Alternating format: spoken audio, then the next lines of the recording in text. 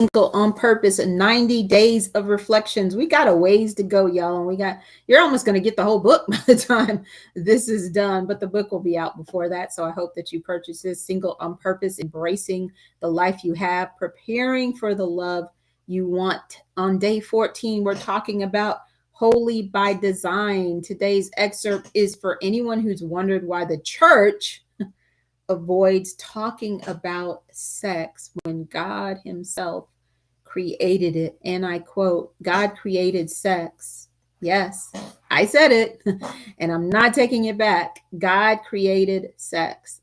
I can't write an entire book on singleness and preparing for marriage without including a chapter on sexuality.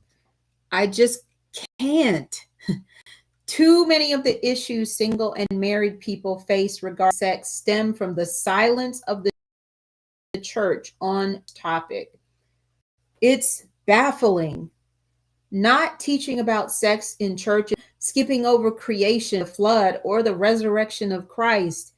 That may sound extreme, but stay with me. Wasn't it God, the Word, who created sex? He created it in the same week he spoke stars into existence, planted trees, and formed animals. Nobody objects to discussing those things, but sex? Crickets. And yet, sex was part of the original design. It came before sin.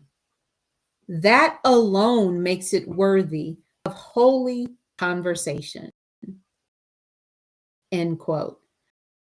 You love that part? Nugget, or what is our nugget of man? Not dirty. It's divine by design. Come on. The silence of the church has left many confused, ashamed, and misinformed. Really misinformed. So many people in our pews racked with guilt and shame and confusion about sex, and not just single people. Married people are still stuck in that confusion that they brought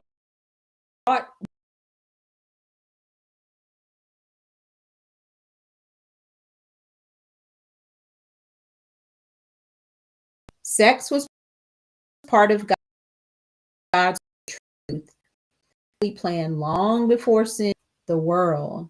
Maybe a little bit, who my group, or maybe a little younger, I think, or young, adolescent purity culture was just as damaging as not talking about it in many respects. But there's a purity that is uplifting, empowering, whole, beautiful, that doesn't diminish the beauty, intimacy, and God design of sex. So we want to be balanced. We want to have God's understandings. And so look forward to you reading there's actually more than one chapter on sex in the book. And I look forward to you reading that, and hopefully victory. What is our call to action for today in the sense? What's one truth about sex you earlier? Oh, that's a great question. Drop it in the comments for me. What's one truth about sex you wish the church had taught you earlier? Can I tell you mine? That sex is good and fun. That's the truth. That's about sex. Now, of course, but I'm just like, we try to act like don't do it because it's bad, or it's good. It's enjoyable. It's pleasurable. Oh, don't use the word pleasure. Oh my gosh. That's a real, yeah. God intended all of that. So that's one truth that I wish the church had talked about. So ask God to reshape your view of sexuality so it aligns with his design and not the world's distortion. DM me the word reflections to get updates on books, Single on Purpose, Embracing the Life You Have. preparing for the love you want. Remember, until next time, you're not just single. You are single on purpose. God bless you. And I will see you tomorrow.